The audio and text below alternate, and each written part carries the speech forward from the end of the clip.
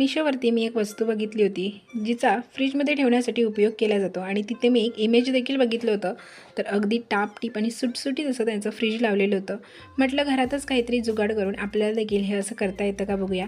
तर मी असे मागच्या महिन्यामध्ये ऑर्डर केलेले काही डबे होते, ते सगळे एका साईजमधले होते. म्हणून मी काय केलं, त्या सगळ्या डब्यांचा असा उपयोग करूया असं ठरवलं.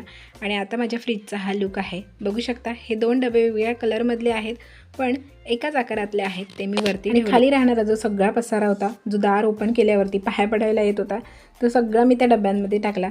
तसंच खालच्या लाईनमध्ये मी असेच एका साईजमधले माझे 3 डबे होते ते ठेवले. त्याच्यामध्ये मी एकामध्ये टोमॅटो ठेवले, एकामध्ये आलं ठेवलं आणि दुसऱ्यामध्ये मी काहीतरी असं सोडा वगैरे काहीतरी ठेवलेलं. त्यानंतर सगळ्यात वरच्या कप्प्यामध्ये मी असा एक चपटा डब्बा ठेवला आहे, त्याच्यामध्ये कलर आणि इसेन्सच्या बॉटल ठेवते. आता जे मी मिशोवरती बघितलं होतं ते ऑर्डर करायची मला गरज नाही, कारण या सगळ्या वस्तूंनी माझा फ्रीज अगदी नीटनेटका राहिलेला आहे.